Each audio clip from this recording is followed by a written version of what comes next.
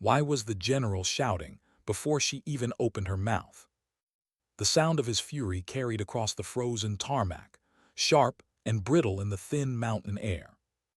At 11,000 feet, sound didn't travel far, but anger did. It seeped into everything. Forward Operating Base Nightingale was not a place built for comfort. It was a fortress carved out of permafrost, a collection of steel containers bolted into rock and ice, built by men who'd learned long ago that warmth was a luxury. The air tasted of metal and diesel. Everything was gray, the sky, the ground, even the people.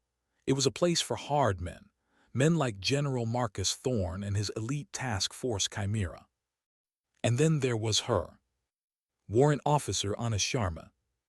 She stood alone on the slush-covered runway, clipboard in gloved hands, her parka hood drawn tight against a wind that could peel paint from steel. A C-130 Hercules idled nearby, its engines roaring as pallets rolled down the ramp. Ammunition, rations, medical crates, and one container marked with more warning labels than any of them had ever seen. The others looked at her as though she didn't belong. A logistics officer among operators, a pencil pusher in a world built for ghosts with rifles.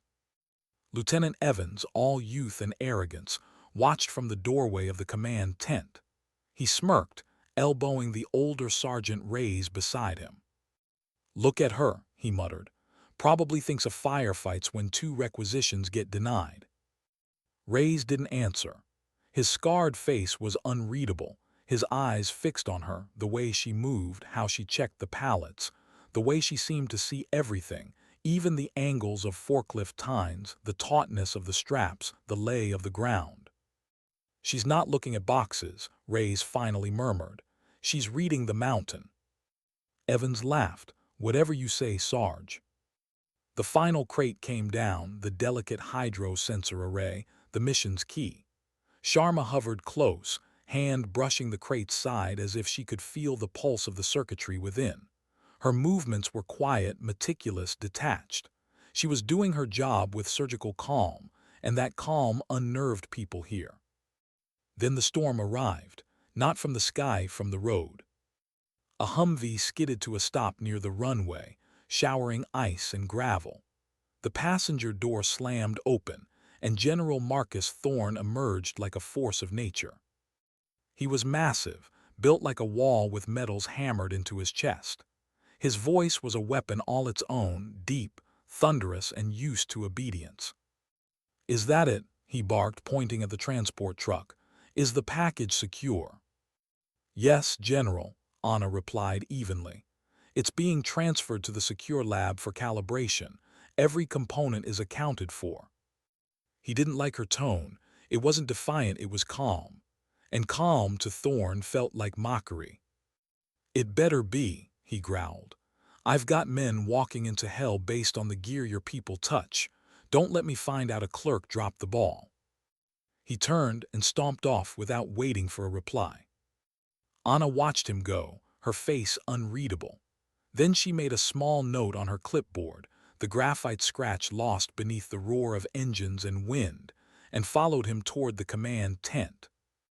Inside, the air was heavy with heat and tension. A holographic map hovered above the briefing table, blue light flickering across hard faces. Thorne stood before it, hands behind his back, jaw tight. Intel said the target had fortified himself in an old monastery carved into the cliffs, a death trap surrounded by sheer drops. Chimera's only hope was the new Hydra sensor array. Without it, they'd be flying blind into a hornet's nest. "Status on calibration," Thorne demanded. The communications officer shifted nervously. "Sir, there's a problem. The primary focusing lens isn't responding. We think it was damaged in transit." The silence that followed was suffocating. Thorne turned slowly. "Damaged." His voice was soft, too soft. "I was told the package was secure," he said, and his gaze locked onto Ana. She stood by the wall, a small, composed figure in a room full of predators. "Warrant Officer," Thorne said, each syllable cutting like glass. "You personally signed for that crate. You assured me every component was accounted for. She didn't flinch. Every component is general. I verified it against the manifest and container sensors. There were no impacts, no pressure variances, no temperature deviations during transport. Evans snorted from the back of the room. Maybe she checked the wrong box. The general's fury needed somewhere to land, and it landed on her. He strode across the room until he towered over her. His breath came out in clouds. Are you calling my specialists liars? No, sir, she said quietly. Then what are you calling them? He leaned closer, his face inches from hers. Because what I'm hearing is that the most critical piece of this mission is useless, and you're telling me your paperwork is flawless. Do you understand what's at stake here? The lives of my men. The room trembled with his voice. Monitors flickered. No one moved. Ana met his eyes. Her voice stayed level. I understand, sir, but the data. He slammed his fist on the console. I don't give a damn about your data. I need that lens operational, not a lecture on logistics. His rage echoed off metal walls, filling every corner. Then came the final blow, words meant to break, not correct. You useless B*TCH, he spat. Get out of my sight. Go back to your containers and your damn clipboards. Stay out of the way of people who actually fight. For a moment, everything stopped. The operators stared at the floor, at the map, at anything but her. Ana didn't move, didn't flinch, didn't blink. She simply nodded, yes, General. Then she turned and walked out. No one spoke, not even Thorn. Only the door's hiss filled the silence, and then nothing but the distant wind. Outside, the cold bit harder than before. The blizzard had started to move in, crawling down from the peaks like a living thing. Ana walked across the tarmac, her boots crunching in the snow, her clipboard still in hand. Her breath came in slow, steady clouds. To anyone watching, she looked like a woman defeated. But defeat looks different on people who have been there before. She paused at the edge of the runway and looked toward the mountains, not the storm, not the base, but the shadows between them. Her gaze lingered for a long time, as if she saw something there others couldn't. Then she turned and disappeared into the snow. Inside the command tent, General Thorn's anger simmered. He convinced himself he'd done the right thing. A leader couldn't afford leniency. The mission had to move forward. They'd go in blind if they had to. Within the hour, Task Force Chimera was gearing up. Helicopters fueled, men checked weapons, systems warmed. Evans led his team, adrenaline burning away doubt. But Ray's, he couldn't shake it. She was too calm, he muttered as he loaded his rifle. Evans smirked, scared stiff more like. Ray's shook his head. No, that wasn't fear. His eyes narrowed toward the storm. That was patience. The first helicopters lifted off, rotors chopping through gray air. The mountains swallowed them almost immediately. Back at the base, the storm closed in. Visibility dropped to nothing. Radio chatter turned to static. Monitors filled with snow. The Hydra system sat dead and silent, useless without its missing component. Hours passed, no word, no signal. General Thorn paced the command tent, fury eroding into something colder unease. He'd made the call. He'd sent them blind. Now he waited for ghosts to answer. Outside, the blizzard howled against the walls, relentless. And somewhere inside the storm, a quiet figure sat alone in the secondary communications shack, a faint green glow reflecting off her eyes.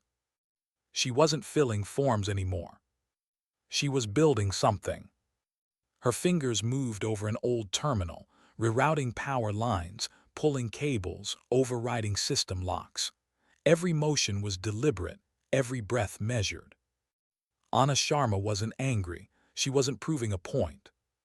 She was doing what she'd always done, fixing what others broke. Back in the command tent, Thorn barked for updates that never came. Satellite feed. Offline, sir. Drone uplink. Dead. Any comms at all? Negative. The mountain had swallowed them whole. He turned to the technician station, empty. "Where's the warrant officer?" he demanded. A young corporal hesitated. "Sir, she's in the secondary comms unit." "What the hell for?" She locked herself in, sir." "What?"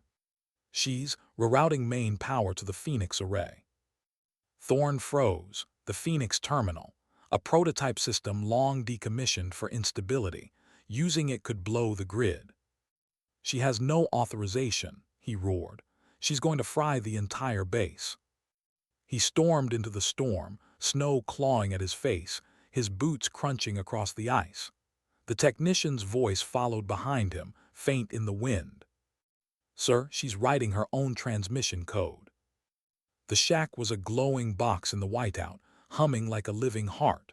Electricity radiated from it. Thorne pounded on the metal door. "Warrant Officer Sharma, that's a direct order, open this door." No response. Inside, Ana didn't hear him. Or maybe she did and simply didn't care. Her world had narrowed to the flicker of screens, the hiss of static, the scent of hot circuitry. Her sleeves were rolled up, her breath slow, her focus absolute. She wasn't using standard frequencies.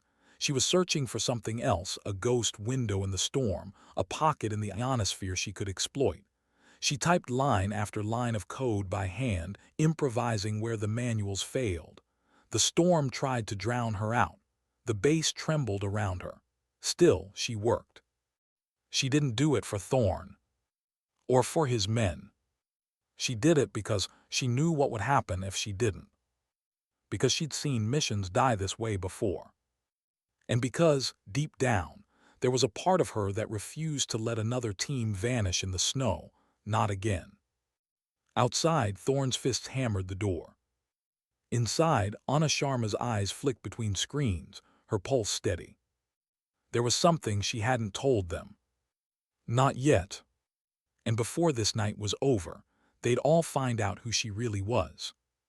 How long could a man pace before realizing he was powerless?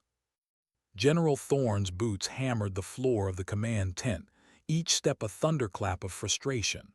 Outside, the storm howled against the metal walls, a living, screaming thing. Every few seconds the lights flickered, shadows jerking across the map screens like ghosts. Task Force Chimera was out there somewhere in that white void, blind, cut off, dying by inches. And the woman he'd just humiliated was inside a locked shack, disobeying orders, rewriting the base's entire power grid. "Sir, she's pulling from the reserve generators now," a technician shouted over the roar of the wind that crept through the seams. "She'll overload the system," Thorne snapped. "Shut her down." "Sir, the doors are sealed. Manual override disabled." Thorne's jaw flexed. He grabbed his parka and stomped back out into the storm. Snow knifed across his face, blinding him. He could barely see the flickering light from the comms shack, but he followed the low hum, that eerie, resonant vibration that seemed to pulse through the ground. When he reached it, he didn't knock this time. He slammed his shoulder into the door twice until pain lanced through his ribs. The metal didn't budge. She locked it tight. "Sharma," he bellowed, "you open this door or I'll have it cut open." Still nothing, only that deep, steady hum. He turned to his aide. "Get the plasma cutter." "Sir." "Do it." But before the order could be carried out, Major Carlson appeared, snow coating his cap, a tablet clutched in both hands like a sacred text. "General, wait. You need to see this." Thorne rounded on him, fury ready to detonate. "I don't need a goddamn update, Major. I need that door open." Carlson's voice cut through the wind. "Sir, it's her file." That stopped him. "What file?" "Her personnel file, the unredacted version." Thorne hesitated, chest heaving. He was angry, but curiosity crept in like a crack of light through ice. Carlson thrust the tablet toward him. "It's flagged under Omega clearance. I had to use your override to open it." Thorne's gloves creaked as he snatched it from him. He expected some routine logistics background, procurement schools, supply chain certifications, safe postings, a comfortable military life built around spreadsheets and requisition codes. But the first line froze him. Primary specialty, official, 920B, supply systems technician. Primary specialty, actual, eyes only, 18A, special forces warrant officer. Thorne blinked. The wind roared around him, but he barely heard it. 18A, that designation didn't belong to clerks. It belonged to the elite tactical experts, field operators who'd lived and bled in the most secret corners of the world. He scrolled. Commendations, dozens of them, most redacted, some completely blacked out. Phrases leapt out in fragments: extraordinary heroism, coordinated extraction under fire, maintained comms link after total system collapse, navigation through 200 kilometers hostile terrain, distinguished service cross, classified action. Thorne's hands trembled. He kept reading faster now. Operation Nightfall Serpent, Operation Hallow Echo, missions that weren't supposed to exist.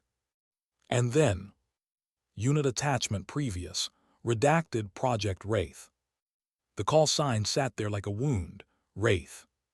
Thorne had heard that name whispered once, years ago, in an intel briefing he wasn't supposed to attend.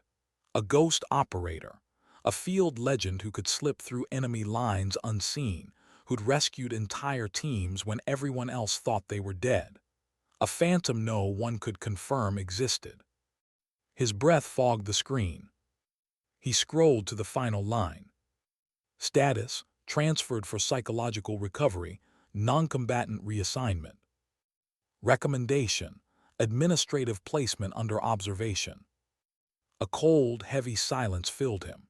He looked at the shack, the humming metal box glowing green through the snow, and he suddenly couldn't breathe. He'd screamed in her face, called her useless. He'd done it to a legend.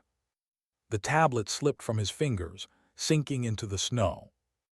Inside, Ana Sharma sat at the console, her world reduced to flickering lights and the rhythmic clicking of keys. Her breath was calm, fogging the screen for a heartbeat before vanishing. Every sound from outside, the wind, the pounding, even the faint thud of boots, was irrelevant noise. The Phoenix terminal whined like an animal waking from a long sleep. Its analog dials glowed faint green. Sparks snapped across one of the power junctions, but she didn't flinch. Her fingers moved faster. Line after line of code scrolled across the screen, old-school syntax, no interface, no automation, just raw command language. "Come on," she whispered, more to the storm than the machine. A progress bar crawled upward, 73%, 81%, 99%. Then nothing, the lights dimmed. She rerouted another circuit, cutting power to half the base's heating systems. Somewhere out there, alarms blared, men cursed, but she didn't stop. Because she'd found it, a frequency gap, a duct in the ionosphere, a whisper-thin thread of clean signal slicing through the storm's chaos. She typed in a string of numbers from memory, not military frequencies, something older, something deeper. The Phoenix terminal began to pulse, a low, oscillating hum that reverberated in her bones. She leaned close, adjusting the fine-tuning knobs with the precision of a sniper setting windage. Outside, Thorne stared through the window's frost. She was a silhouette surrounded by green fire, hands moving in perfect rhythm, eyes fixed and distant. "Sir," Carlson said quietly, "if those files are true, she's one of them." Thorne didn't answer. His voice was barely a whisper. She was one of them. A sudden flare of light erupted inside the shack. Thorne shielded his eyes. For a second he thought she'd blown the whole grid, but then he heard it. A single piercing burst of static crackled through the command net. It wasn't a voice. It was data, compressed, encrypted, almost inaudible. In the command tent, technicians jumped. "Signal incoming, source Phoenix array." "Who authorized transmission?" "Unknown, sir, it's her." Thorne and Coulson sprinted back through the storm. Inside, the main monitor flickered. Numbers scrolled faster than anyone could read. Then a map appeared, faint, grainy, drawn through layers of interference. 2 clusters of icons, one blue, one red. The blue ones were moving. Task Force Chimera. The red ones were converging on them. Jesus, Coulson breathed. She's guiding them. On the mountain, Sergeant Reyes crouched behind a boulder, snow slashing across his face. He could barely hear anything over the wind until a faint crackle whispered through his helmet. At first he thought it was static, but then he heard it again, a pattern. Bip, bip, bip, bip. A pause, then a voice buried beneath the noise. Not words, numbers. 9 break Sierra, break 9. Reyes froze. His heart hammered once hard. That code, he hadn't heard it since Afghanistan. It was old-world ghost protocol used only by black units when every other system was compromised. It meant information verified, source internal, trusted as your own. Lieutenant, Reyes yelled over the wind, I've got something. Evans crawled beside him. Comms, that's impossible. Another burst came through.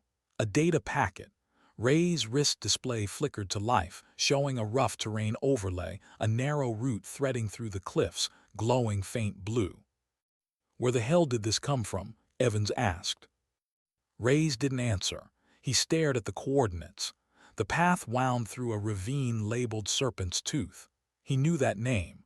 Locals whispered it like a curse, a place so narrow and unstable even goats avoided it. Another transmission buzzed through. 3 words in the same ghost code. Serpent's Tooth, move now. Evans hesitated. That's suicide. Reyes' eyes narrowed. No, that's salvation. He stood slinging his rifle. New plan, we move. Who's giving orders now? Evans shouted. Not you, Reyes growled. Her. They followed the blue line into the storm. At the base, Thorne stood before the monitors, watching the same data stream she was seeing inside the shack. The enemy was closing on the old trail, but Chimera had already diverted, cutting through the ravine. Get her a direct power feed, he ordered quietly. I want nothing interfering with that signal. The technician stared. Sir. You heard me. No one touches her. No one breathes in her direction. She asks for power, give her everything. His voice was low, but carried the weight of command and regret. For the next 2 hours, the base became a machine built around her will. Cables snaked through the snow, generators hummed, and inside that little metal box, Ana Sharma fought the storm with nothing but code and conviction. Her fingers bled where the metal keys had cut her skin. The terminal's glow reflected off her eyes, distant and calm. Every few minutes she sent another burst, a data packet, a coded warning, a timing sequence. Each one reached Reyes' team seconds before disaster. Once she saw an enemy squad's icon moving toward the ravine and adjusted Chimera's route by only 20 meters. That 20 meters saved 6 lives. Outside, Thorne watched in silence. The longer he stared, the smaller he felt. He'd commanded men all his life, shouted, ordered, demanded. But here was a woman saying nothing, showing no emotion, and she was doing what he never could, turning chaos into control. He realized then that leadership wasn't always noise. Sometimes it was quiet. Sometimes it was just a heartbeat that refused to stop. Inside the shack, Ana's breath came slower now, the strain catching up. Her fingers trembled as she adjusted the dials. The room's temperature had dropped. Frost crept along the walls. Her voice was barely audible. Come on, boys, move faster. Another burst of static left the terminal, her signal slicing through the sky like a flare fired into heaven. And somewhere in that blizzard, men followed it. Men who'd mocked her, doubted her, ignored her. Now they clung to every whisper she sent. By dawn, the storm began to thin, a pale gray bleeding into white. The last transmission left the shack at 06:47. In the command tent, the Phoenix array flickered one final time before going dark. Thorne's voice cracked. "Status. Signal ended, sir. Transmission complete." He turned toward the window. The shack was still humming, light pulsing faintly from within. He swallowed hard. Get a med team ready. He wasn't sure if she'd survived the overload. For a long moment, no one spoke. The storm still moaned outside, a fatting ghost. Thorne's voice finally broke the silence, quiet, almost reverent. "Wraith," he murmured. "God help me, I called her useless." And somewhere out on the mountain, that ghost signal reached its final destination, guiding the last of Chimera's men out of the jaws of death. Ana Sharma had done what machines, satellites, and generals could not. She had found a way through the storm. And she had done it alone. How long could a human body survive when the soul had already quit? Reyes didn't know, he just knew they couldn't stop, not yet. The wind screamed through the ravine like a living thing, clawing at them with invisible fingers. Snow whipped across their faces, slicing skin, filling every crease and seam. Their breath came out in ragged gasps, immediately freezing in their beards and lashes. Every step was war. They were 6 now, 6 out of 12. The rest were scattered across the cliff, buried under ice or silence. Reyes led from the front, one hand gripping the cliffside rope, the other clutching his rifle tight against his chest. Evans stumbled behind him, limping slightly, blood freezing black on his thigh. The youngest, Corporal Henders, was barely conscious, his lips blue, eyes glassy. They moved like ghosts through the narrow cut in the mountain, one wrong step from oblivion. But the voice, that faint, coded whisper through their comms, kept them alive. Every few minutes a burst of static, then coordinates, then silence. The messages were precise, cold, stripped of emotion, but they felt alive, like someone was guiding them by hand. "Signal ping," Reyes muttered, watching his wrist display flicker. A new blue path appeared, zigzagging across the ravine wall. "We climb." Evans groaned. "We can't climb that, look at the ice." "We climb," Reyes said again, no hesitation. They tied ropes, moved slow, methodical. The cliff face bit at their gloves. Henders slipped once, dangling, screaming into the wind until Reyes caught his harness. The older man's muscles screamed with effort, but he pulled him up because that was what you did. Because someone somewhere believed they could make it. As they crested the ridge, Evans collapsed to his knees, panting. "Who the hell is sending this?"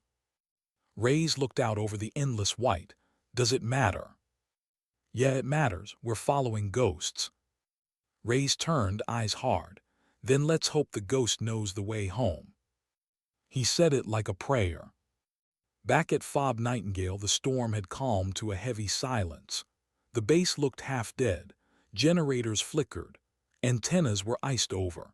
And at the far edge of the compound, the comm shack still hummed faintly, like a heartbeat buried under snow.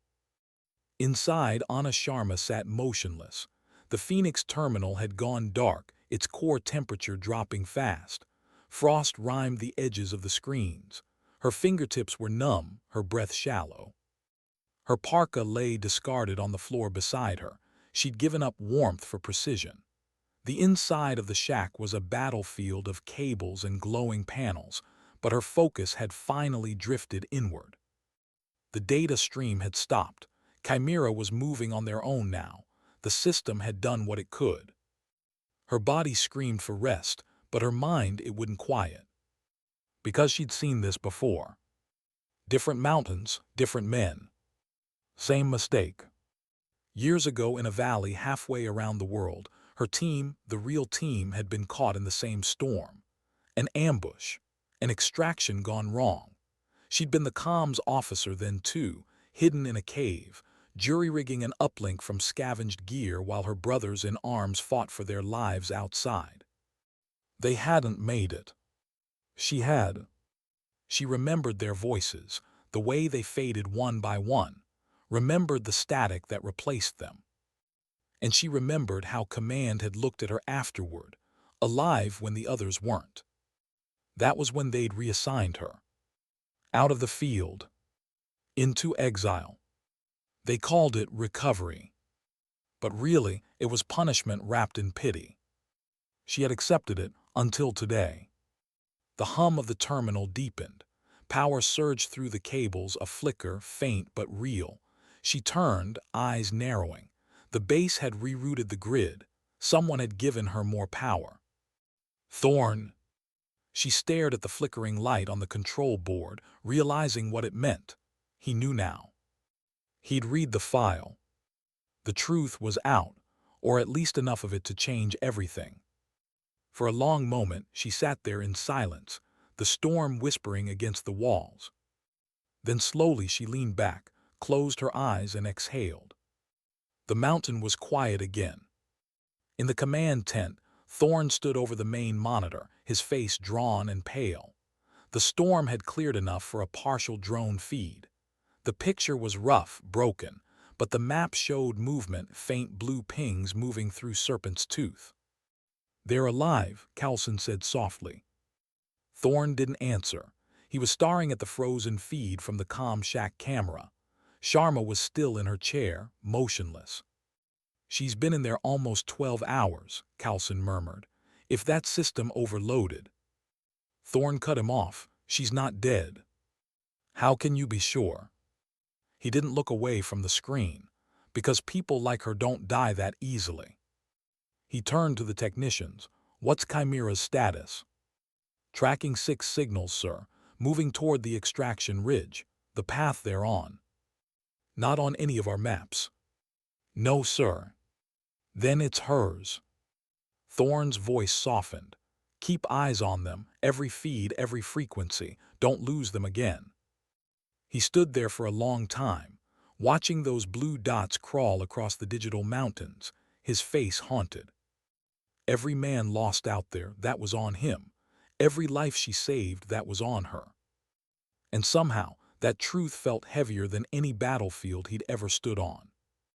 The climb through the ravine turned from nightmare to delirium. The blizzard had eased, but the temperature had dropped even lower, the kind of cold that made your bones ache like broken glass. Evans moved in silence, his face a mask of exhaustion. His pride was gone. His fear was. The ghost signal had saved them 3 times already, once from a rockfall, once from a sniper team, once from freezing alive in a dead-end pass. But the voice itself never returned. The comms were quiet now. Too quiet. Reyes checked his wrist display again. The last coordinate ping had come an hour ago. No updates since. "She's gone," Evans muttered. "Don't say that."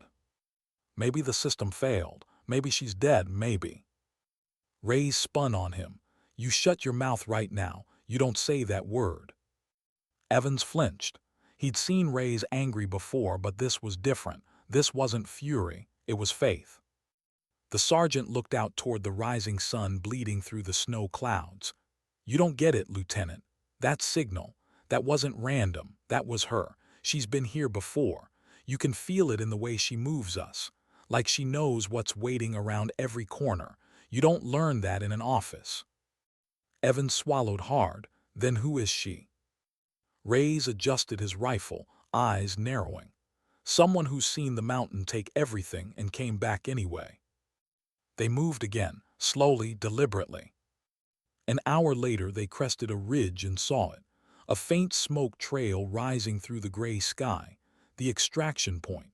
A half-collapsed helipad carved into the side of a cliff. Reyes, Henders gasped, "We made it." Reyes didn't answer. He just smiled, a rare, grim human smile. "Set perimeter, flare ready." As Evans cracked the emergency flare, a faint buzz reached them. A sound so alien in this frozen silence that it made them all freeze. Then it grew low, rhythmic, powerful. Whump, whump, whump. Helicopter blades. Evans dropped to his knees, laughing half in joy, half in disbelief. "She did it. Oh my God, she actually." Reyes raised his hand, eyes wet. "Told you, ghosts don't quit." The helicopter emerged from the cloud like an angel forged in steel, rotors cutting through mist. The pilot guided it down with surgical precision, its skids brushing the ice. One by one, the men climbed aboard. Reyes went last, turning for a final look at the ravine. The wind caught his hood, whipping snow across his face. He whispered, "Thank you, whoever you are." Then he stepped into the bird, and the door slammed shut. At Nightingale, alarms blared as radar picked up the inbound chopper. Cheers rippled through the base, muted but real. After hours of dread, there was life again. Thorne stood on the landing pad as the helicopter descended, rotor wash whipping his coat. The side door slid open, revealing battered men wrapped in frost and blood. Reyes emerged first, arm in a sling, face gaunt but eyes bright. Thorne stepped forward, throat tight. "Sergeant," he said, "you brought them home." Reyes met his gaze, but there was no salute, no acknowledgement. Just a steady, quiet look. Then his eyes drifted past Thorne, toward the far end of the base. Toward the small shack still glowing faint green against the white. He gave a single, deliberate nod, not to Thorne but to that distant light. And Thorne understood. Hours later, the medics had gone. The command tent was quiet again. Thorne found himself standing alone in the logistics warehouse, the same place he'd humiliated her 2 nights ago. She was there, sitting on a wooden crate back turned, haloed in the light of a single work lamp. On the table before her lay a disassembled long-barrel rifle, custom, gray, worn from use. Her hands moved with slow precision, wiping oil along the bolt assembly, fitting pieces together like memory. Thorne stood in the doorway, words catching in his throat. He'd rehearsed them, apologies, explanations, excuses, but none of them felt right. She wouldn't want words. She had enough of those. He turned away, walked to the field kitchen, filled an old thermos with the strongest coffee he could find. When he came back, she hadn't moved. He set it down beside her, metal against wood. She didn't look up, but he saw her pause, just for a heartbeat. No words, no eye contact, no forgiveness. He turned and walked out, boots echoing in the silence. Behind him, she reached out and rested her hand on the thermos. Steam rose in the dim light, curling upward before vanishing into the cold air. She didn't smile. She didn't cry. She just breathed. And in that quiet breath, there was peace, the kind that doesn't need medals or apologies. Sometimes dignity doesn't speak. It simply acts. Why do heroes disappear when the noise stops? That was the question whispering through every hallway of Forward Operating Base Nightingale after the storm. The blizzard had broken, but the silence it left behind was worse. The mountains stood still and unblinking, as if judging the living for surviving. The wind had lost its teeth, and now there was only the low mechanical hum of generators and the faint crackle of radio static. Inside the base, Chimera's survivors sat in the infirmary, half awake, wrapped in foil blankets and disbelief. They looked like men pulled from a shipwreck, hollow-eyed, quiet, each one staring at the floor as if trying to understand why their hearts were still beating. Sergeant Reyes sat by the far cot, his arm strapped tight in a sling, fingers still raw from frostbite. He hadn't said much since they'd landed. The medics talked, the officers debriefed, but he just stared at the wall. He wasn't thinking about what they'd lost. He was thinking about the signal, the voice in the static that had led them home. "Serpent's tooth," he whispered under his breath. "Move now." He closed his eyes and could still hear it, that faint rhythm of numbers buried in the storm. It didn't sound like hope. Hope had noise. This was something quieter, colder. It sounded like resolve. Across the room, Lieutenant Evans watched him. He'd lost a lot of his swagger since the mountain. His face was gray, his right leg bandaged, his eyes older. "You think it was her?" he asked softly. Reyes didn't open his eyes. "No." Evans frowned. "Then who?" Reyes looked up, meeting his gaze. "I don't think I know." Evans fell silent. He'd seen what Rays saw, the shack still glowing on the far side of the base, the faint hum in the air, like a heart refusing to stop beating. But he hadn't gone there. None of them had, because some part of them knew that what was inside wasn't for them to touch. In the command tent, the mood was different, colder, formal, suffocating. Debrief protocols, satellite logs, after-action reports. Every officer spoke in the dry cadence of military language, collateral probability, unexpected interference, mission deviation metrics. General Marcus Thorne sat at the head of the table, listening to the noise like a man underwater. His uniform was immaculate again, but his eyes weren't. They were raw, sleepless, sunken, stripped of command. He'd always believed that leadership was about presence, about filling a room until no one dared question him. But now, as words buzzed around him, he said nothing. Carlson slid a folder toward him. "Sir, updated recovery summary. 6 survivors, 7 KIA. Preliminary assessment attributes success to emergency signal interference, source unknown." Thorne's jaw flexed. "Not unknown." "Sir."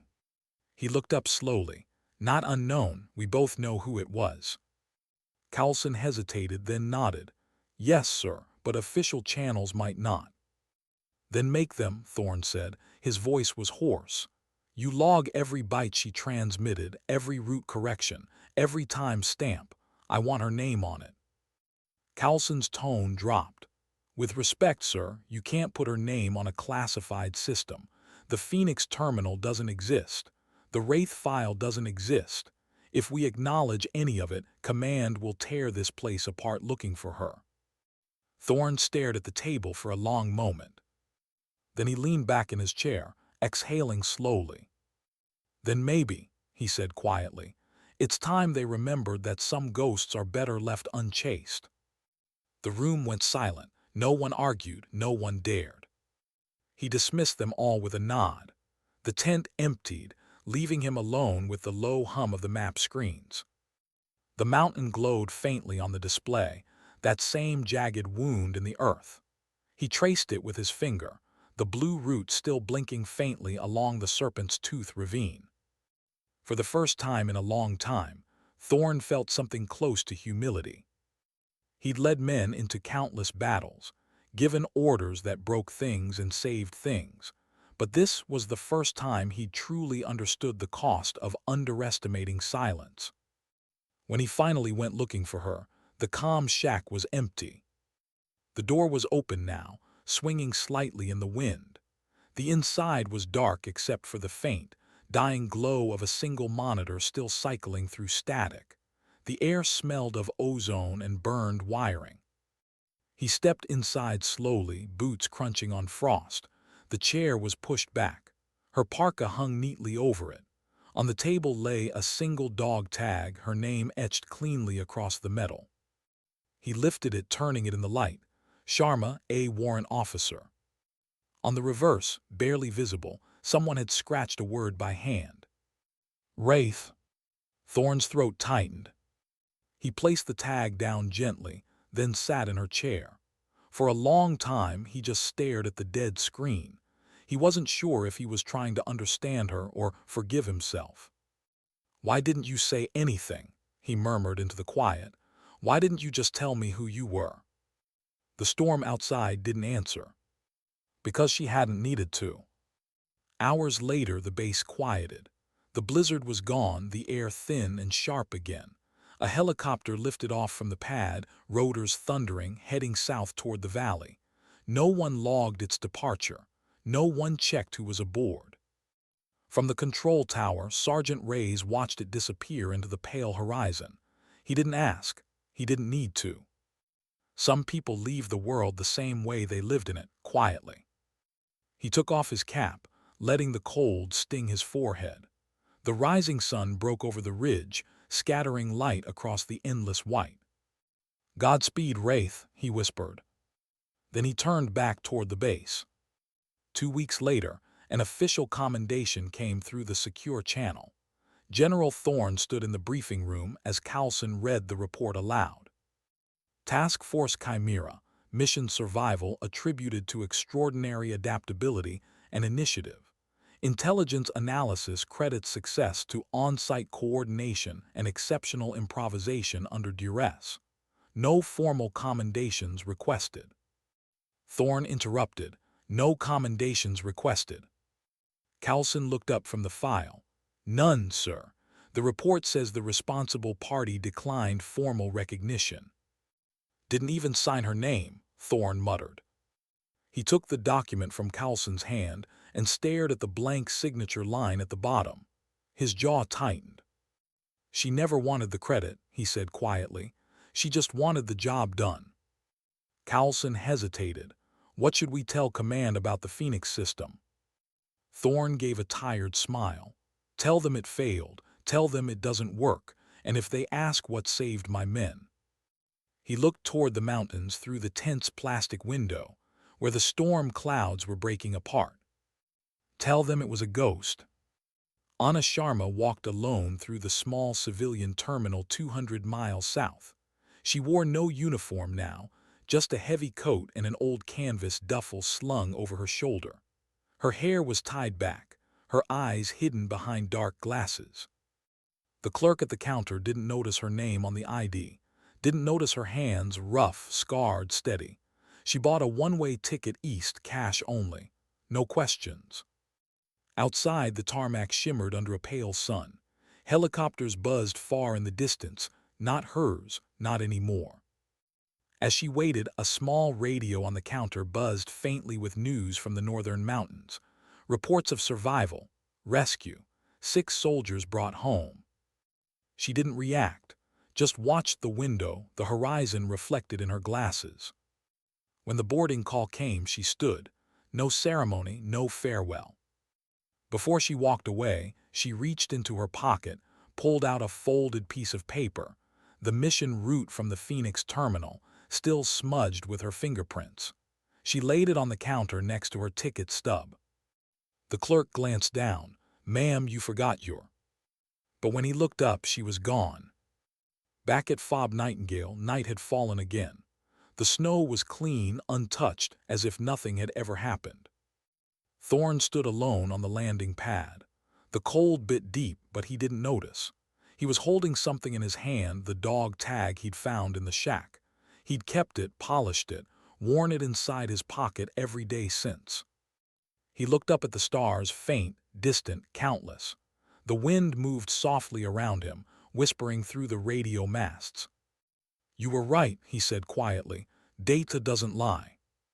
He smiled, not the commander's smile, but the small, human kind. The kind that comes when a man stops pretending to be invincible. Behind him, the generators hummed steady and low. Life continued. Reports were filed. New orders arrived.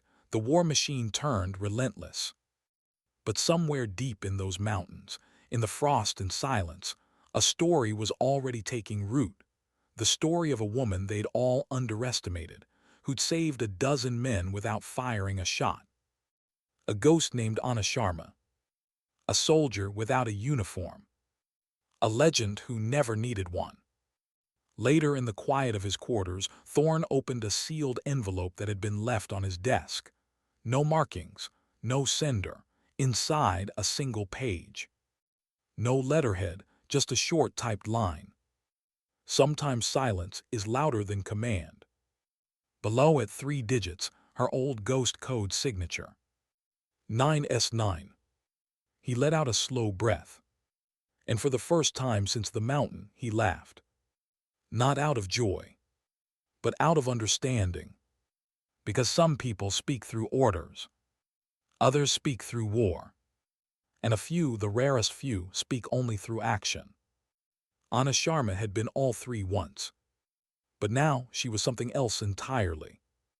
A whisper in the wind. A light in a storm. A name that meant salvation to men who'd never even seen her face.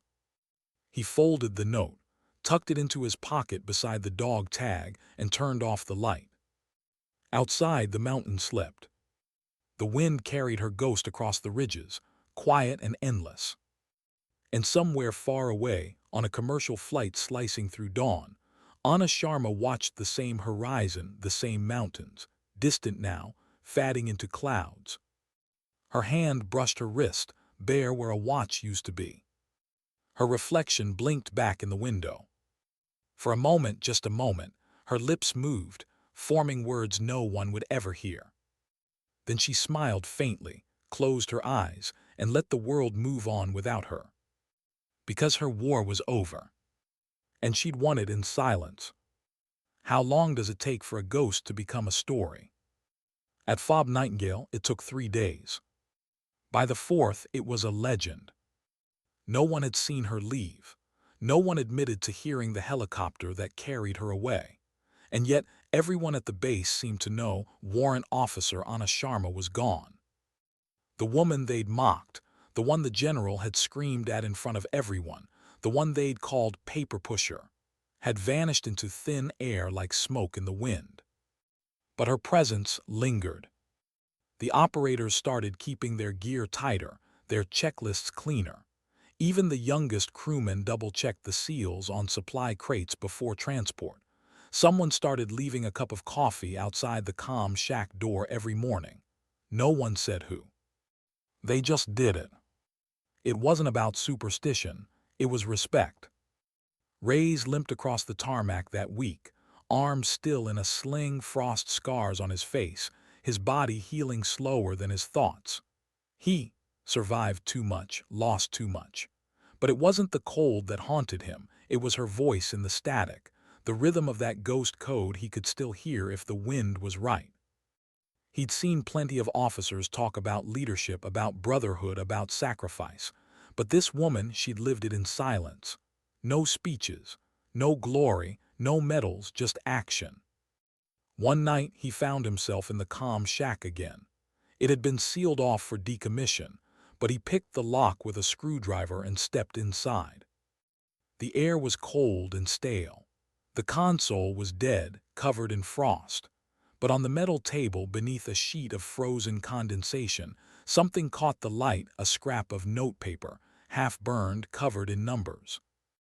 Reyes lifted it gently, brushing off the ice. It was a code, handwritten, long, complex, but he recognized the rhythm. 9 break Sierra, break 9. At the bottom, one final line. Never assume the quiet are unarmed. Reyes stared at it for a long time.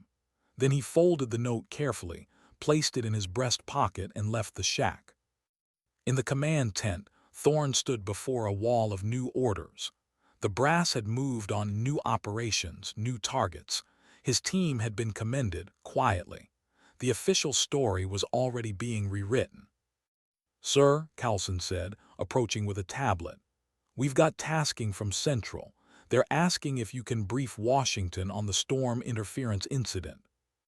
"Tell them it's classified beyond operational need," Thorne muttered, without turning. "They said it was your call, sir." "It is." He looked up from the map and stared at the mountain range on the screen. The coordinates were familiar, the same ones where everything had gone wrong and right. He could still see her face in his mind, not angry, not afraid, just calm, the kind of calm that made lesser men uncomfortable. Coulson hesitated. "Sir, they're also asking if we ever confirmed what happened to the quartermaster." Thorne's shoulders tensed. She was reassigned. "To where?" He didn't answer. After a long pause, he said, "If command asks, tell them she's no longer with us." Coulson frowned. "KIA." Thorne looked at him sharply. "No, just no longer with us." Coulson nodded slowly. He didn't understand, not fully, but he didn't need to. Far away, in a small village nestled in the valley below the mountains, a woman walked through the marketplace with quiet steps. Her coat was simple, her hair shorter now, her eyes hidden behind the same dark lenses. She spoke little, bought food, paid in cash, nodded politely to the shopkeeper who offered her tea. When she left, he noticed something strange. She left a folded note on his counter. He opened it after she was gone. It wasn't a message, it was a warning. A short, neatly written sentence in English. Tell your people not to trust the radio traffic from the North Ridge. It's not ours." The shopkeeper didn't understand the meaning, but he passed it to a soldier the next day. By sunset, the message had traveled up the chain to a local patrol unit. 2 nights later, they intercepted a false signal meant to lure them into an ambush. Whoever she was, she had saved them too. At Nightingale, things changed. The mountain had become sacred ground. New recruits whispered about the ghost of the storm, a woman who'd fought with code instead of bullets. They said she could hear the mountain speak, that she'd guided soldiers out of death with nothing but a flickering terminal. Reyes hated the stories. He'd heard the truth, her calm breathing in the headset, the exacting rhythm of her numbers. There had been no magic in it, only skill, and something deeper, something human. He spent more time alone now.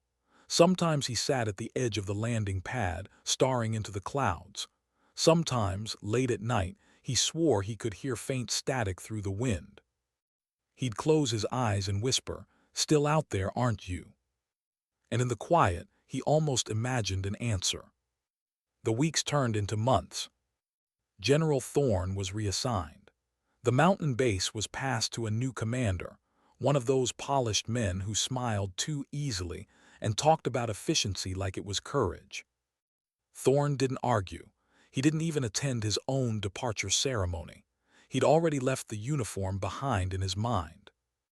Before he left, he made one final stop, the warehouse. The same one where he'd broken her dignity with words he could never take back. The place where she'd later sat in silence, cleaning a weapon she no longer used, while he'd left her a thermos of coffee as apology. The crate she'd sat on was still there, dust gathered where her tools had been. He stood in that same pool of light, running a hand along the workbench, the faint scent of oil and steel still in the air. Then he saw it carved into the wood, small and shallow, almost invisible unless the light hit just right. A single word etched by hand. "Forgiven." Thorne's chest tightened. For a moment his throat closed. He whispered, "You shouldn't have." But she had.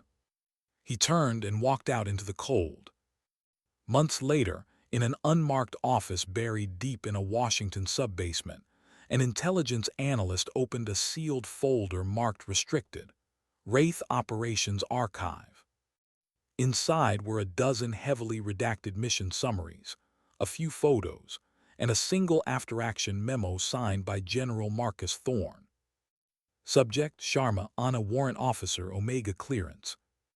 Recommendation: personnel to remain off record. Operation: Ghost Line successful due to independent initiative. The subject displayed extraordinary technical and tactical acumen under extreme duress. No recognition requested. No recognition granted. The analyst frowned. Ghost Line, she murmured. She'd never heard of it. She flipped through the attached imagery. A mountain, a storm, a blurred figure in a parka walking away from a base. Then a note at the bottom of the file, handwritten in neat block letters. Sometimes leadership looks like silence. Sometimes command looks like trust. There was no signature, just 3 digits, 9S9. The years rolled forward, and the legend of the storm spread through special operations circles like wildfire. Sometimes it was told around campfires. Sometimes in quiet debriefs, whispered between veterans who'd lost more than they could count. The story changed with every telling. Some said she was a ghost. Others said she was a myth created by the men who survived. But those who'd seen her, those who'd heard her voice, never corrected anyone. They just smiled quietly and said, "She was real." On the anniversary of the storm, Reyes returned to the mountains. He stood at the same ridge where they'd been rescued, snow crunching beneath his boots. He carried something in his pocket, her old dog tag. Thorne had given it to him before he retired, saying she'd want someone who earned it to keep it. He knelt in the snow, placed it on a rock, and looked up at the endless white sky. "Rest easy, ma'am," he said softly. "You did your part, we'll do ours." The wind shifted. Snow drifted across the tag, half burying it. The letters glinted faintly, like starlight under frost. Ray stood there a while longer, watching the storm clouds gather again. He didn't move, didn't speak, just listened to the quiet hum of wind through stone. And somewhere in that sound, just faint enough to doubt, he heard the rhythm again. 9 break Sierra, break 9. He smiled. Far away, in a coastal town where no one knew her name, Ana Sharma sat at a wooden table overlooking the sea. She wore civilian clothes now, hair loose, face lined by years of weather and silence. In front of her sat an old portable radio, battered, scratched, tuned to nothing but static. She listened for a long time, not to the noise, but to what lived behind it. Then she reached out and turned the dial slightly, her fingers steady. For a brief, fleeting moment the static broke, a faint burst of sound, distant, rhythmic. 9 break Sierra, break 9. Her lips curved, not a smile, not quite, something softer. She leaned back, eyes closing, the sound of the sea filling the space where war used to live. The storm was far behind her now, but its echo would never fade. Can a ghost ever rest when the world keeps calling her name?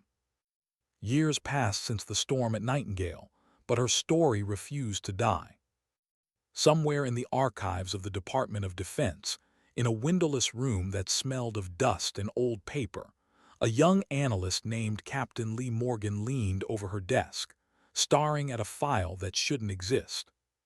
It was stamped 3 times, classified/Omega clearance, do not copy.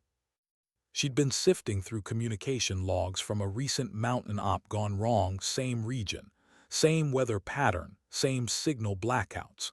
And buried in the raw telemetry, she'd found something impossible. A faint burst of static. 4 seconds long. 9 break Sierra, break 9.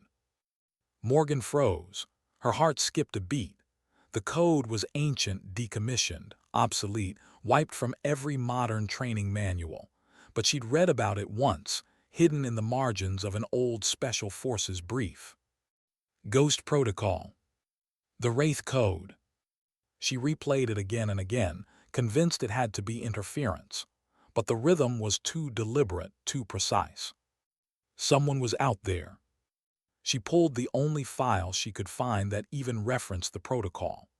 The cover page was nearly blank except for a name that sent a chill through her veins.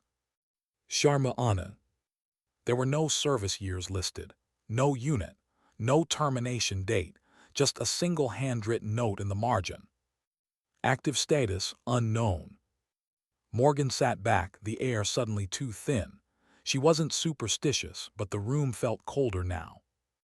She looked around the empty office and whispered to herself. She's supposed to be dead. The fluorescent lights flickered. The radio on her desk hissed for half a second, a soft crackle of static. Then silence. Thousands of miles away, Ana Sharma sat in a dim bar by the coast, a quiet port city where people came to disappear. Her world was simple now, routine, anonymous. She rose before dawn, ran until the world fell away, came home to coffee and the slow hum of the sea. She read old books, wrote nothing, spoke little. But lately she'd noticed things. A shadow that lingered too long near her apartment gate, a car that parked across from the harbor for 3 nights straight, small things, uncertain things. She told herself it was nothing. She'd left that life behind. But ghosts attract hunters. That night as she walked home, the street was quiet. The lamps flickered yellow. She could smell the ocean and diesel from the fishing boats. Halfway down the narrow alley that led to her building, she stopped. There, a faint reflection in a dark window, a figure behind her. She didn't turn, just adjusted her pace. Her hand slipped into her coat pocket, brushing cold metal, not a gun, not anymore. Just an old pocket knife, worn smooth with years. The footsteps matched hers. At the corner, she stopped and spoke without looking. "You can tell Langley I'm not interested." The footsteps hesitated, then a calm male voice answered. "You think we'd send Langley?" Now she turned. The man stood half in shadow, his face rough from travel, jacket unzipped, a lanyard barely visible beneath. She didn't need to see the insignia. The bearing gave it away. Military. Not field command.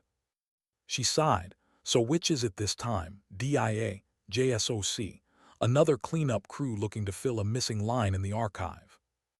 Neither, he said. My name's Colonel Trent. I'm here because of a signal. Her jaw tightened. You're mistaken. I don't think so, he said softly. 9 break Sierra break 9. The air between them went still. He took a careful step forward. That code went live 2 weeks ago. Same mountain range, different storm. You see why I thought you'd want to know. She stared at him for a long moment. You shouldn't have found me, she said. I didn't, he replied. You let yourself be found. Ana looked away, jaw working. Somewhere deep in her chest, that old rhythm, that old clarity began to stir again. Who was on that mountain? She asked. Trent exhaled. A recon team, young, green. Half their comms went dead mid-exfil. The rest of the squad made it down by dumb luck. They said they followed coordinates that weren't on any map. Her voice was barely above a whisper. And when they reached the evac point, they found a message burned into the ice. She met his eyes. What message? He held her gaze. Move now, W. For the first time in years, her hands shook.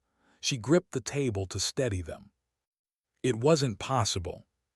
It couldn't be. Unless. She pushed the chair back, stood, and threw some bills on the table. You'll tell command I said nothing. You didn't find me. Trent stepped aside. Where are you going?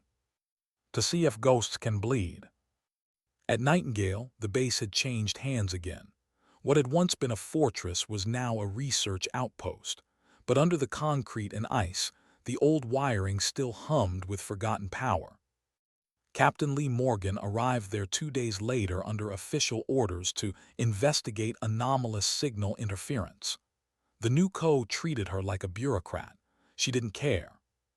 All she wanted was the comm logs, the unfiltered feed. The technicians pointed her toward an old, locked storage container near the edge of the base. That's where they kept the legacy equipment, one said. No one's touched it in years. She forced the door open. The cold hit her first, then the smell, old oil, ozone, and dust. The room was filled with obsolete consoles, tangled cables, flickering indicator lights. And there at the center stood the Phoenix terminal dormant, its paint flacking, its name barely visible through rust. She approached it like an archaeologist approaching a tomb. When she touched the console, a low hum answered. The power grid wasn't even connected, yet the system was warm. Her pulse quickened. Impossible. She reached for the dial. The screen flickered. Static filled the room, not loud but deliberate, rhythmic. 9 break Sierra, break 9. The sound wasn't from a file, it was live. Morgan stumbled back, eyes wide. Oh my God. Then from behind her, a voice. You shouldn't be here. She spun around, heart racing. A woman stood in the doorway, coat dusted with snow, face half hidden in the dim light. Ana Sharma. For a moment, neither spoke. The only sound was the hum of the machine and the low hiss of the wind outside. You're supposed to be dead, Morgan whispered. I was, Ana said quietly. Now I'm just tired. Morgan stared. The signal, it's live. Someone's using your code. I know. You know. Ana stepped forward, her gaze fixed on the terminal. It's not a someone, it's a something. Morgan frowned, meaning. That array isn't supposed to still work, Ana said. Not without someone feeding it power. Morgan followed her eyes to the cables running across the floor, down into the concrete. She crouched and brushed away the frost. Beneath the floor was a fresh conduit, new wiring, recent installation. Someone rebuilt it. Ana nodded. And whoever they are, they want me to find them. Morgan swallowed. Why you? Because I left something behind, Ana said softly, and now it's talking. They spent the next 6 hours tracing the line of the cables through the lower tunnels. The deeper they went, the colder it became. The air smelled metallic, charged. Finally, they reached an old maintenance chamber where the cables vanished into a wall of frost-covered rock. A faint vibration pulsed through it, steady, mechanical. Ana pressed her palm against the ice. It was warm. Morgan whispered, "Is this some kind of automated relay?" "No," Ana said, "this is a lure." Before Morgan could reply, the Phoenix terminal upstairs came alive. Its dying circuits screamed to life, flooding the base with light. From the speakers, the old ghost code repeated, louder, angrier, pulsing through every wall. 9 break Sierra, break 9. 9 break Sierra, break 9. Then silence. Ana turned toward Morgan, her expression grim. "They've locked on to us." "Who?" Morgan whispered. Ana's eyes narrowed. "The ones who tried to kill Wraith the first time." Hours later, Nightingale burned again. Not with fire, with signal. The comm arrays melted under the surge. The power grid shorted out, one sector after another. Distant alarms echoed through the tunnels as static tore through every speaker. Ana and Morgan ran for the surface, breath plumbing in the cold. The snow outside glowed faint blue, lit by the overload beneath the ground. "Talk to me," Morgan shouted. "It's not an attack," Ana said, scanning the horizon. "It's a broadcast." "Broadcasting what?" Ana's gaze locked on the mountains. "Coordinates." Morgan's voice broke. "For what?" Ana didn't answer right away. The wind howled around them, carrying fragments of static through the air. Finally she said, "A meeting." Morgan frowned. "With who?" Ana's eyes darkened. "With the rest of the ghosts." How do you hunt something that doesn't want to be found, especially when it's a reflection of yourself? The mountain loomed again. Cold, unrelenting, the same silhouette that had haunted Ana Sharma's dreams for years. She had sworn never to return, but the signal had other plans. Now she stood at the edge of the ravine, the snow crunching under her boots, the static whispering faintly through the wind. Behind her, Captain Lee Morgan adjusted her headset, face pale in the thin light. "You're sure about this?" Morgan asked. Ana didn't answer right away. She just stared at the horizon, at the frozen expanse that looked exactly as it had on the day she'd vanished. "This is where it began," Ana said finally, "and where it ends." The signal had gone quiet 2 days ago, right after the base burned out. But that silence, it wasn't peace. It was a pause, like someone or something was waiting. They moved slowly through the ravine, following the faint trail of blackened snow where the surge had melted through the ice. The static returned, faint bursts, rhythmic, deliberate. 9 break Sierra, break 9. Morgan flinched. "That's live again." Ana nodded. "They know we're here." "They? You keep saying that like it's plural." Ana glanced at her. "You ever built something you couldn't destroy?" Morgan hesitated. "You're saying this is an AI?" Ana exhaled, vapor curling from her lips. "No, worse. It's a memory that learned how to defend itself." Morgan frowned, stepping carefully over a frozen crevasse. "What do you mean?" Ana didn't look back. "When I built the Phoenix terminal, it wasn't just a system. It was designed to listen, to anticipate. It learned from every human input, every fear, every decision made under pressure. It recorded the essence of us. But when they shut it down, they didn't wipe it clean. They just buried it." Morgan stared at her. "You're saying it's alive?" Ana's expression didn't change. "I'm saying it's angry." They reached the mouth of an old tunnel carved into the ice.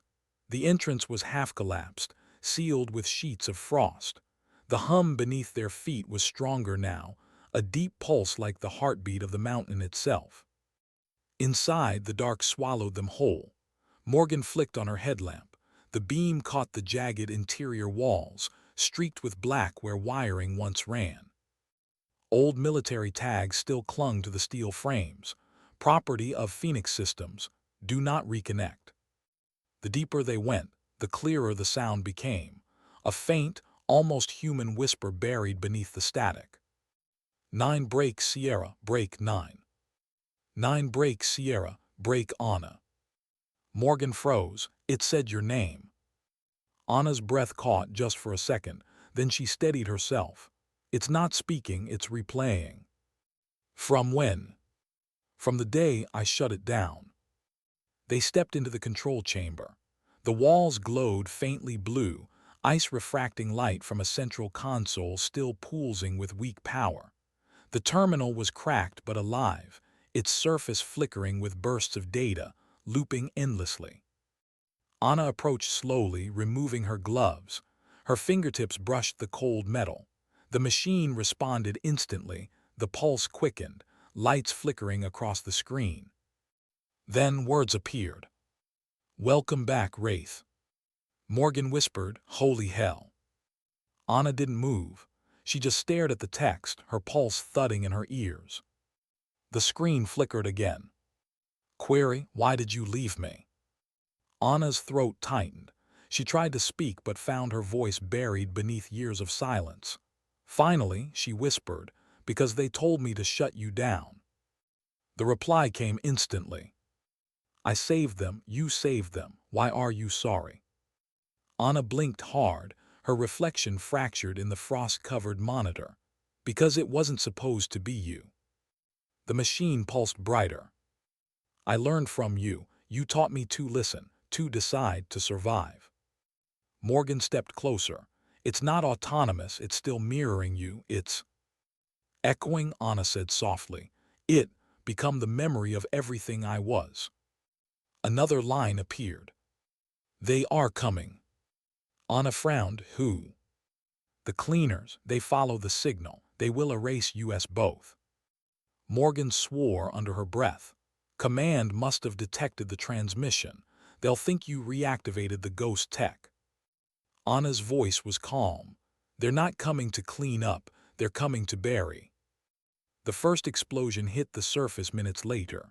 The tunnel walls shook, snow and dust cascading from the ceiling. Morgan stumbled. Ana caught her arm. They're dropping charges, Morgan said. Ana nodded. They're sealing the tunnels, standard containment protocol. How do we get out? Ana's eyes moved to the console. We don't, not yet. She began typing, her fingers moving fast, instinctively, muscle memory from another life. Data scrolled across the screen, the machine responding in kind. What are you doing? Morgan demanded. I'm giving it a voice, Ana said. If they erase this, the story dies with it. Morgan's voice broke. You're trying to save it. No, Ana whispered. I'm trying to finish it. The machine's lights brightened, reacting faster than before. The static condensed into a rhythmic pattern, almost musical. Transmission ready. Destination unknown. Ana leaned in. Send it. The sound built a rising hum that filled the chamber, vibrating through their bones. The data streamed outward through frozen cables into the open sky. And then silence. Morgan exhaled. What did you just do? Ana stared at the dead console. I gave it what it wanted, a way out. Before Morgan could respond, another blast shook the mountain. A section of the tunnel collapsed behind them, sealing the exit in a roar of falling ice. Move, Ana shouted. They sprinted down the secondary corridor, the air thick with dust and static. Ana's lungs burned, her muscles screaming, but she didn't stop. When they finally burst into the open air, the horizon was a sheet of fire, the base above collapsing under its own destruction. Morgan fell to her knees, gasping, We're too late. Ana looked back at the mountain, eyes reflecting the flames. No, she said softly, we're right on time. 3 days later, Command officially declared the Nightingale site neutralized. No survivors reported. No bodies recovered. The mountain was sealed off, and the operation buried under 6 layers of classification. But the static didn't stop. Somewhere in the encrypted channels of global military networks, a faint pulse began to repeat again, slow, deliberate, rhythmic. 9 break Sierra, break 9. Only now it carried something new. Beneath the pattern buried deep in the code was a voice, faint, calm, human. Ana's voice. If you're hearing this, remember what silence can save. In a safe house hundreds of miles south, Lee Morgan sat alone in a dim room, nursing cracked ribs and a 1,000-yard stare. She hadn't spoken to anyone since extraction. They'd told her not to. But she couldn't sleep. The images replayed every night, the mountain, the fire, Ana's face illuminated by the last flicker of the machine's light, the calm acceptance, the quiet strength. She replayed the final recording she'd managed to pull from her field mic before the blast, the faint hum of the terminal, and Ana's voice saying one last thing, words she hadn't understood then. Now she did. Ghosts don't die, they just change frequency. Morgan sat back, closing her eyes, the soft rhythm still echoing through her earpiece. She whispered, "You're out there, aren't you?" No answer. Just static. But in that static, there was comfort. Because somewhere beyond the noise and the code and the mountains, Ana Sharma, Wraith, had become something larger than any file, any rank, any name. A signal of what it meant to endure. In another part of the world, on a cargo ship drifting through fog, a radio operator picked up an unusual transmission. A faint loop of static followed by a woman's voice whispering coordinates no one could trace. He leaned closer, brow furrowed. "That's not any language I know," he said to his crewmate. The older man smiled faintly. "It's not a language," he said. "It's a warning." The younger man frowned. "From who?" The old man turned toward the window, watching lightning flash across the horizon. "From someone who learned the hard way that silence is stronger than command." Back in Washington, Colonel Trent submitted a report marked unconfirmed/anomalous. He stared at the attached waveform, Ana's last transmission. The analyst said it was interference. He knew better. Because beneath the static, faint as breath, was a pattern that no machine could make. A human heartbeat. He smiled sadly. "Still out there," he whispered. And somewhere, across the frozen ridge of a mountain no one dared revisit, the wind answered. A whisper in the static. A pulse in the cold. Not gone. Just waiting. When a story ends, what really remains? The mission. The medals. The names carved into stone. No. What remains is the silence that follows. 6 months after the Nightingale collapse, the snow returned to the mountains. The wreckage was buried now, steel, circuits, and ghosts swallowed by ice. To most of the world, it was just another classified operation that vanished beneath the official phrase, "systems malfunction." But among those who'd ever heard the rhythm of 9, break, Sierra, break, 9, it was something else. A promise. A memory that refused to die. Captain Lee Morgan sat in a debriefing chamber at Fort Bragg, her hands folded neatly in her lap, the burned scars on her wrists hidden beneath her sleeves. Across from her, a panel of gray suits and clean uniforms flipped through a report she already knew by heart. "Captain," the chairwoman said finally, "you claim that the Phoenix Terminal, an obsolete signal architecture, spontaneously reactivated and emitted a pattern resembling human voice recognition." "Yes, ma'am," Morgan replied. Her tone was steady but her chest was tight. "And this voice, you believe it was a remnant of Officer Sharma?" "I don't believe, ma'am," Morgan said. "I heard it." The room went still. One of the men leaned forward. "Captain, The Wraith project was terminated a decade ago. All assets were accounted for. Morgan didn't look away, except her. The chairwoman sighed, closing the file. This committee isn't here to debate ghosts. Morgan's jaw tightened. Then maybe you shouldn't have sent me to chase one. The silence that followed was sharp enough to cut through the hum of the fluorescent lights. The panel adjourned 20 minutes later. Morgan was told to stand down, take leave, focus on recovery. But she didn't, because recovery wasn't the same as peace. Weeks later, she sat alone at a coastal cafe near the docks, a quiet place where the sea met the fog and ships faded into the gray. She nursed a cup of coffee, eyes scanning the paper in front of her. Buried in the back pages was a tiny headline no one else would notice. Unidentified transmission interrupts NATO exercise, source unknown. She smiled faintly. Somewhere, she thought, Ana Sharma was still moving.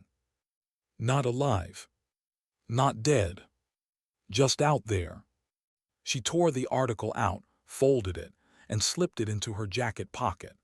Then she looked up, gaze lingering on the sea, that endless shifting horizon that seemed to belong to people like Ana. People who didn't stop. Who didn't quit. Who simply faded into purpose. In a small workshop in a coastal town half a world away, a radio hummed to life. Its circuits were old, patched together from scavenged parts. The hum built slowly, steady, precise. Ana sat beside it, older now. Her hands bore new scars, her hair streaked with silver. She wore no uniform, just a simple sweater and a quiet gaze. On the workbench beside her, a line of radios, military, civilian, emergency band, each modified with care.